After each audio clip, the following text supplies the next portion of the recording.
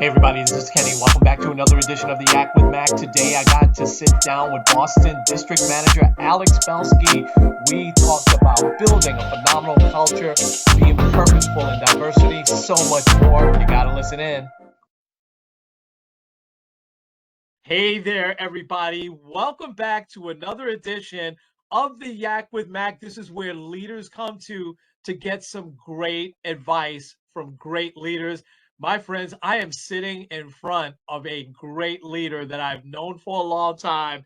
And I finally, was able to get him to come on. Not that I had to ask him a lot or anything like that, but I just, I've thought a lot about culture and diversity and things like that over the last several months. And when I thought of how this gentleman I know has been so intentional on building a great culture wherever he's been at, whatever district he's been in, this is a guy I thought of. And thank goodness he said yes right away to come on and chat about it and drop some knowledge and advice for all of our leaders out there. So without further ado, I want to introduce District Manager for Up in New England, Mr. Alex Belsky, to the podcast. Alex is in the house. Welcome, man. I'm so glad that you are on with us today. How you doing, man? I'm doing great. Thanks for having me. And all you need to do is ask. There's no wait Right. with the ask. I promise. I know, I know. Thank you so much for that, man. And I know how Absolutely. busy you are. Let's jump right in. I think it is so important. And as long as I've known you, you've had such a diverse background with the company. Would love for you to talk about your career journey, maybe any lessons along the way. And you can go back as far or as short as you like to go back, but walk everybody through what your career journey has been like with Sprint and now here with T-Mobile. Sure thing. Yeah, no, this year marks my 18th year with the company in August, and I'm probably unique in that I'm an Excel employee originally, and my first day was in the middle of a merger. I like to think I was kind of born in fire. So the last 18 years of this industry haven't really phased me too much. And obviously, sitting wearing magenta, I went from Nextel to wearing yellow. So I was wearing blue and black to yellow and black to now wearing magenta, and couldn't be prouder. So I've held a litany of positions, and kind of grew up both as a family man and as an adult in this company. Started selling part time like a lot of our people do, and just kept climbing the ladder. I didn't accept status quo any year. So each year was about just finding ways to get better, and then applying some of my learnings here within within the company to things that I'm doing outside and vice versa. And I've been really fortunate because what 18 years and a couple states and a bunch of different positions really provide you is a heck of a lot of leaders to either do what they're doing and model your success after them, or even to maybe learn some lessons of things that we shouldn't do. But the vast disparity of leaders that I've been fortunate enough to work for have kind of given me the foundations to make me a lot of who I am today. And so I'd say in those 18 years I've held a mobile expert position or equivalent for about 10 of those years. I would say from about 2004, no, even a little bit less, probably 5 or 6 years. I was promoted into store leadership in 2008. And then, 4 or 5 years in store leadership. I was an award-winning store manager in terms of, for the company at the time, it was the Pinnacle Club. And then I was fortunate enough when I was able to move back home with my wife, and home being Boston, spending the previous 4 years in Columbus, Ohio, where I did meet a couple of formative leaders in my career. When I came back home in 2013, I was able to, come back home with a bit of a positive reputation. And, I left as an ME. I came back as a Pinnacle Club winning store manager. And, I took that and worked really hard to get into an ops role and got to see the business from a different angle. And that was in about 2014. And from then till about now, I've been on and off in district manager and ops roles. I got to be part of the launch of Sprint Team at Radio Shack. I've been fortunate enough to take part in some councils and build some trainings for our MEs in our headquarters. So I've really had a litany of experience that's helped me become, I would say the employee and leader that I am today.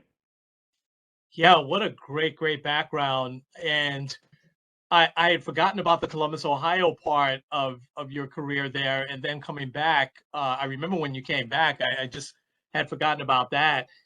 Um, I'm going to ask you to even refer back to some of that experience as we get into some of these things now, because it sounds like a lot of lessons along the way.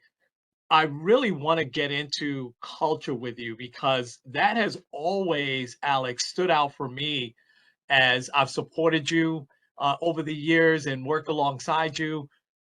No matter where you were at, what district, and I remember you moved around a little bit and picked up different stores here and there, but there was always one thing when your stores would show up to meetings or whenever I got the opportunity to go to your stores, there was always something different. There was just this really positive, upbeat, we're all about each other, all about the customer type culture. And I never thought that it was just, some coincidence. I always thought that that was something that you purposely built. So I really want to get into that and have you talk a little bit about what are some things that you do because you won't say this but I will. You've always built a great culture in the districts that you've been in, and so how did you do that? What are some things that you've done that's been very purposeful on you building this culture that I have to say, and again, you're not going to say this, that other managers always wanted to get transferred into your district. So what are some things that you do and that you've done in the past? Well, I appreciate that, and I've been fortunate, right? Like to again, I'll say model some after some great leaders, but then also the other side of it, like I think if you're a leader and you're not learning from the people that work for you, what are you even doing on a day-to-day basis? Like I'm not just because I'm in a position that is to be the leader of a group of people doesn't mean I have all the answers or that I'm always going to be the best person to give advice. But what I can do really well is relate to people and find, I've had some marks on my, I would say my own leadership throughout my career that I remember to this day, the way they made me feel. And whether it be a director in Columbus showing up and remembering my wife's name, or a manager after working with us for a year getting emotional when he left our team and saying something to the effect of, if you're not a better person or a better employee having worked with me this past year, then I apologize because I failed you. And seeing those type of examples Wow. and understanding that's who I want to be. I want to be the person that it's so hard to leave. It's emotional that this, I've invested so much that it's emotional for me, not just for them, but for me. And so I also like there's little factors that play into that too. I've always heard and been a strong believer that our and this I think gets into something we'll probably talk about in a bit, but our culture should be a reflection of the community that they work in. Our people should be a reflection, and I think that Yes. helps drive a positive culture when people feel comfortable where they work and they feel comfortable being represented and their best interests being represented. So I always try to put that best foot forward. But I think, the biggest part about what the why behind why I drive such a, I would say, fun culture and probably a little looser than I have. I've probably been criticized at times for being a little loose with my team and being a wide open book. I believe firmly that, my job is to have them, I heard early on, and I'll phrase it this way. It's not just my job, but a good leader has people that kind of are willing to do things for them. I was an Army brat, not an Army brat. I didn't grow up with Army, but I served in the Army for 6 years. And I got to see what kind of that just blind following looks like. I wasn't, while I probably could have been an officer, I wasn't. And I went straight into enlisted. I thought that's how you gain clout. That's how you gain the respect of the people around you. So a lot of those little lessons of like, integrity being important, trust being important, and never asking people to do things that I wouldn't do myself, going out there with a tablet or a broom and doing the same job that I asked them to do. So all those are kind of the why and kind of what make me me.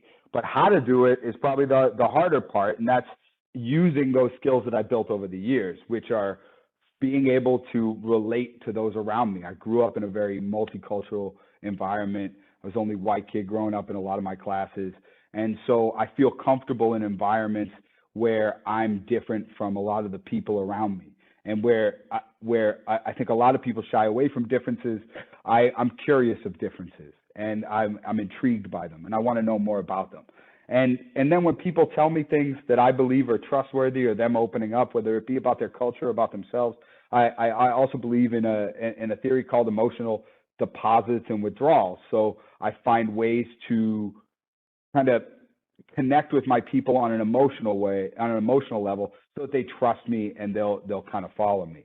Now, a lot of that happens organically. It sounds like I'm saying a bunch of word salad of things that, qualities that make me me, and things that I do.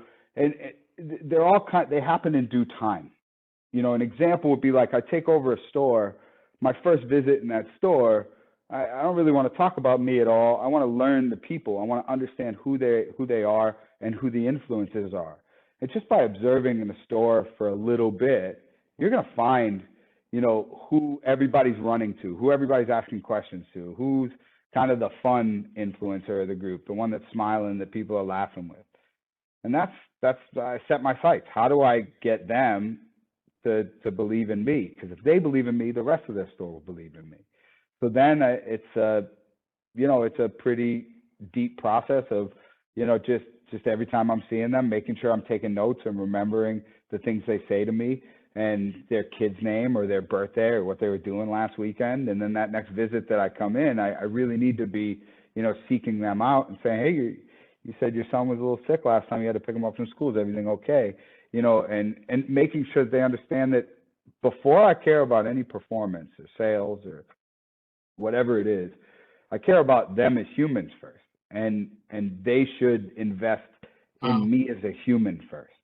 And if they can invest in me as a human, we could do the sales thing. We could do the inventory thing. We could do the training others thing. We could do just about anything together if you believe in me as a human. But if you don't, then every plan I put together is just words on a piece of paper.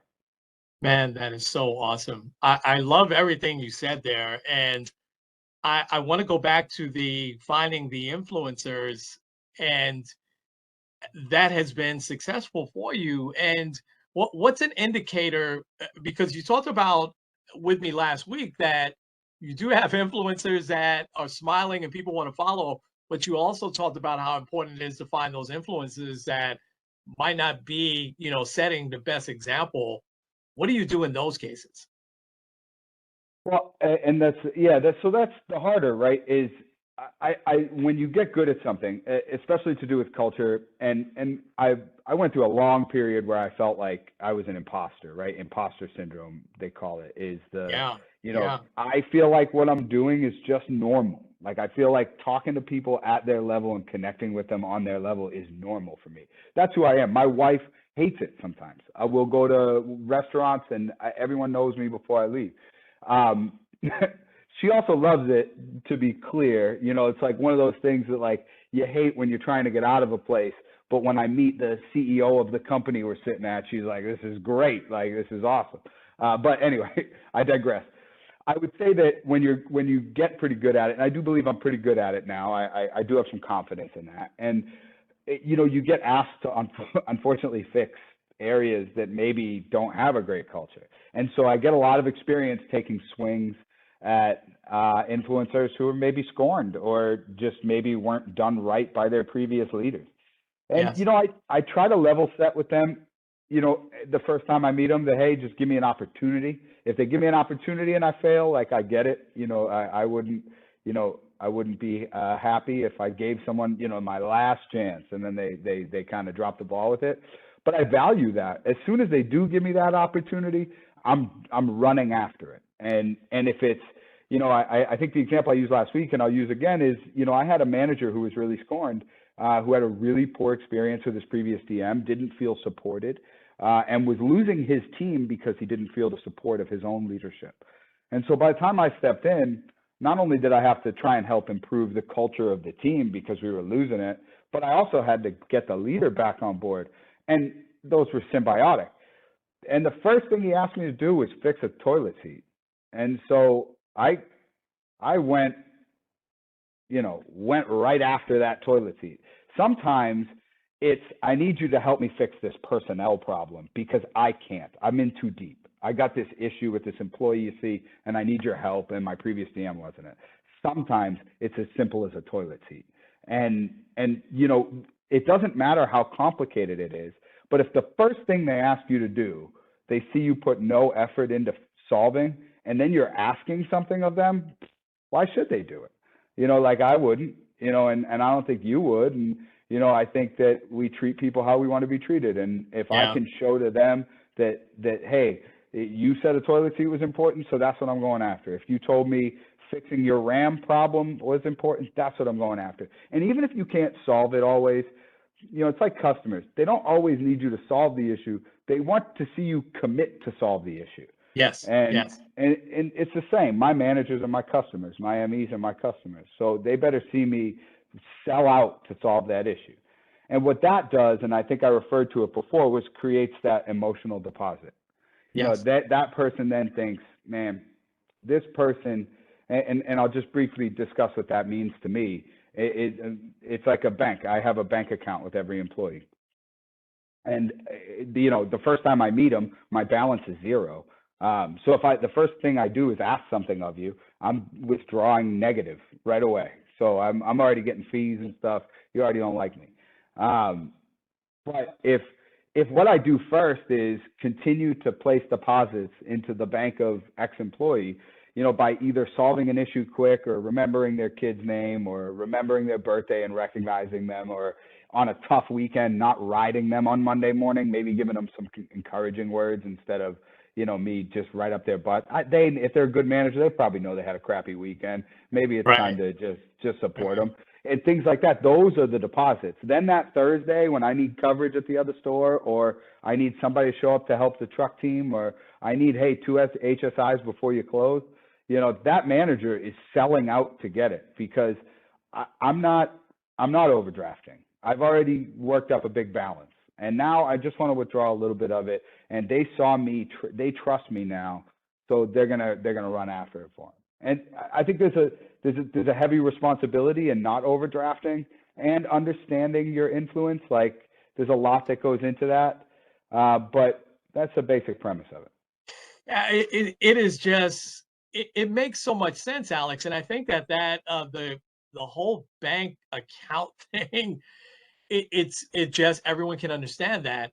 And you know what I love about watching your growth over the years is that I think a lot of things, and this is true for a lot of leaders, I think a lot of things come very natural to you. I think you're just a naturally friendly and people person. I think that just comes really natural to you. But now you've put some really specifics to that within your personality and the leadership skills that I think some of them you naturally had, and I think some of them you've just really worked hard on over the years. And it all just now comes together to just this wonderful culture that you've been able to build in any district that you've been in.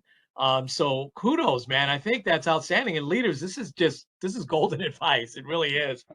I want to shift gears, if that's okay with you, because we talk a lot here at T-Mobile about diversity and inclusion. It is so vital to us being successful. And my finding is that a lot of leaders really get it, but we have some leaders that struggle to kind of get there, that kind of understand, I think, where we're going or where we'd like to go with diversity and inclusion, but not sure how to get there. When we spoke last week, you really have some real specifics on how to get to create a really true diverse culture, you know, within your district. Talk a little bit about that. And I think the first question I'll ask you, does diversity just happen, or is that something that you've got to really work at? No, so thank you. And no, it doesn't just happen. You have to work hard at it. It's to me like, you know, and a lot of the stuff I've learned, and by the way, I still am fraught with opportunity. I look at myself that way because you can't be perfect at this. You know, there's always going to be new things that you're learning, and if you're good at it, you know, hopefully that means you're consistently learning and consistently getting better and consistently finding those holes. And I still have biases that I fight all the time, you know, and the important part is to recognize those biases and fight them, and not just be okay with them. You know, I'll go into an interview and look at a name or a background and assume something.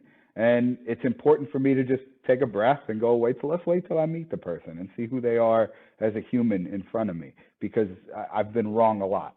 But I think to your point, intentional, right? So first off, we should hire staffs that reflect the community. We should Yes. understand our businesses in each door, and those doors. And I think you know more than anything. I know you managed in New York City and in Jersey, and I know street corner, that customer base is going to be different. And Boston Yes. is similar in that, just a whole lot smaller, obviously. But I can have two stores a mile apart that are like wildly different customer bases. I actually have that. I have two stores on Boylston Street right now, less than a mile apart, and their customer bases couldn't be more different.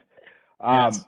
And so I think the first step to inclusivity is to hire the right people for a building, to reflect Yes. the community around them.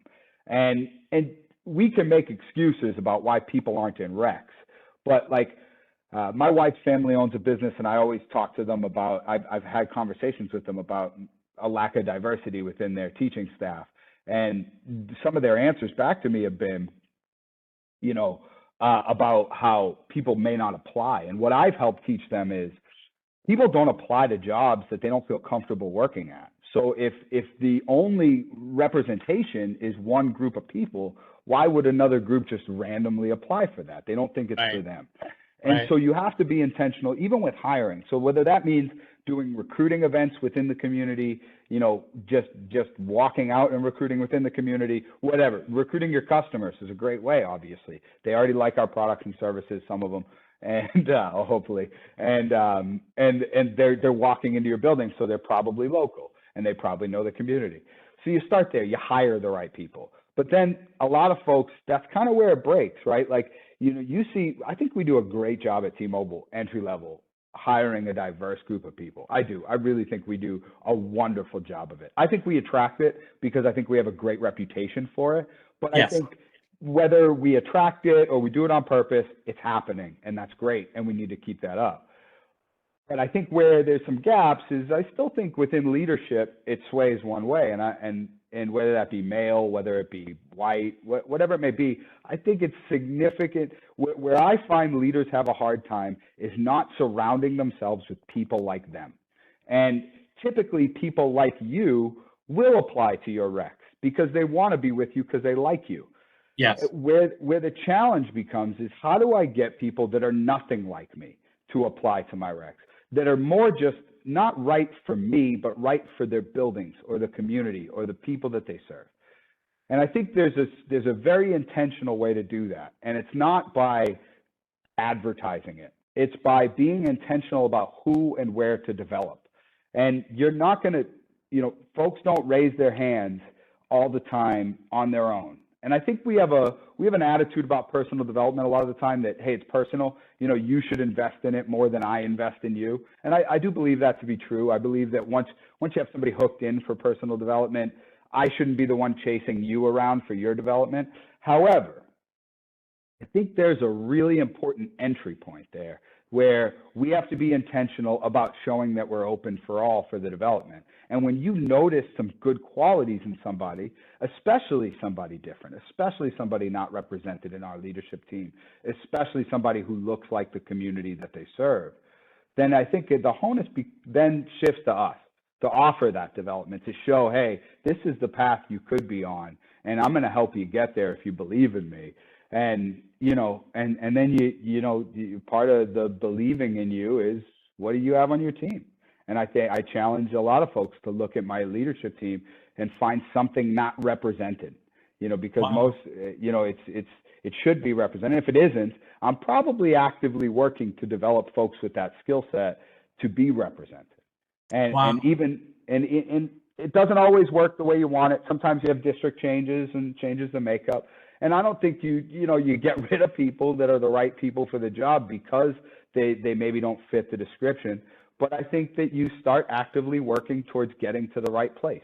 And as long as you keep working on that path, you'll be viewed pretty inclusive, and you should be. Yeah, that intentionality that you talked about is so vital. I think that's where it has to start. You have to have that in your mind. And I love what you said that, hey, I'm not hiring for me. It doesn't matter if I'm comfortable or not. I need somebody that's going to represent this particular community. And I love that. I got to ask you about this. You talked about this last week, and it's such a great example of how it happens out in the real world. You talked about your son's soccer team. Talk a little bit about that and how you've kind of used that model, for your work life as well. Yeah, for sure. So my son started playing soccer. First off, I have no idea where he gets all this skill. He's a phenom. He's fantastic. Scored another game-winning goal this weekend, and I was fortunate. I love Memorial Day as a soccer dad. If 17-year-old me heard me say all this stuff, I don't know if they'd be proud of me, but I never played a minute of soccer in my life, and I coach Oh, it. wow. And I do. I coach it. I coach a pretty advanced group of 10-year-olds. I know that sounds like almost like an oxymoron, but they're not. There's like 4 or 5 teams. They're the top teams. So they're pretty advanced, and we play some really tough competition. And I think it's important, it's important to recognize for me, I grew up in an area that was super diverse. I think I talked about that before. And Yes. I feel more comfortable in diverse environments.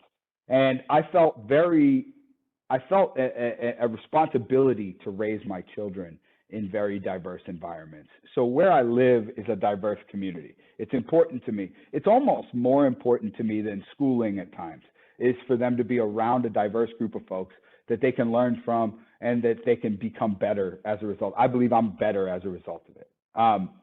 And so I coach soccer. I a few years back decided I didn't think my son was getting the coaching he needs, and his best friend, a little boy that he plays with, and his father felt the same way. And so we joined up forces and we decided to start coaching together.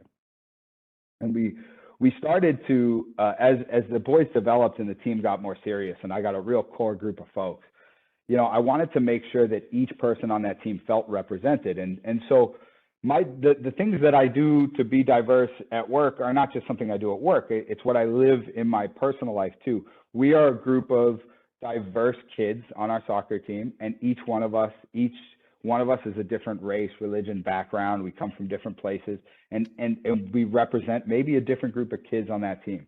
Because when we talked about it, there's the importance of representation, which is super important for kids of any race to see a role model that looks like them, but also cross representation for kids.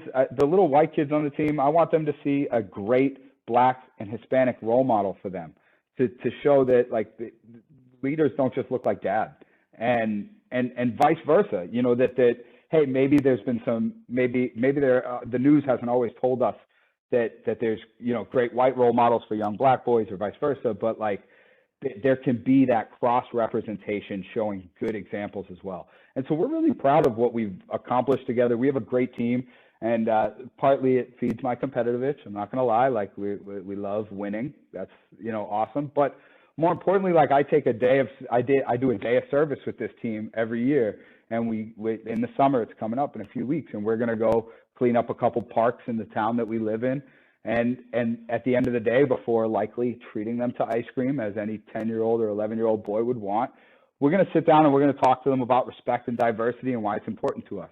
And we do that once a year to make sure that these kids aren't just getting good on-the-field tactical coaching, but they're getting something else out of it. And I was inspired to do that. Like I said, I haven't played a minute of soccer my entire life.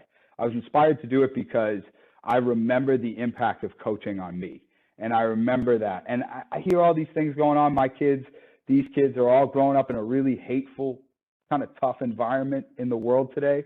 And we want to be a little bit of their light in terms of, hey, these are 3 dads on the team that are really working hard to represent and be inclusive and show you guys we can have success as a group of super diverse kids from a suburb of Boston playing either, these super rich towns, these super poor, it doesn't matter.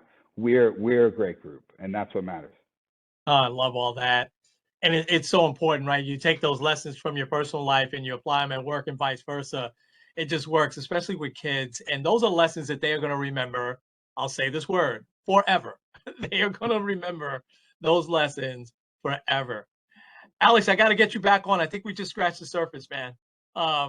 But this has been just absolutely outstanding. Just phenomenal advice, from a guy who's doing it day in and day out. This is not pie in the sky stuff. This is someone that is working hard at achieving these things that then lead to the great results that we look for as a company, but it's building that Right. culture. It's supporting and celebrating diversity and being very intentional at both, man. I love everything you said, and leaders going to get a lot out of this. So thank you so much, man. And maybe we'll talk again later in the summer.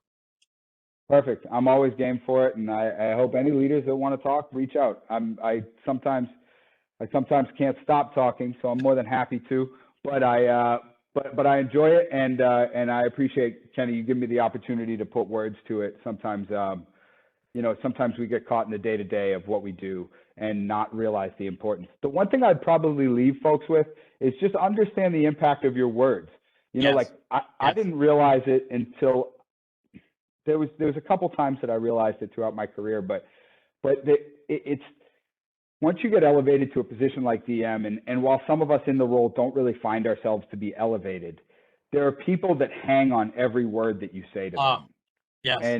And it's really important that you audit that and you understand what you said, and you never leave people with questions you don't need to leave them with, or things like that. It's an important piece of building trust, is that they feel open to, finish a conversation with you, and you the same, to have intentional, direct communication with them.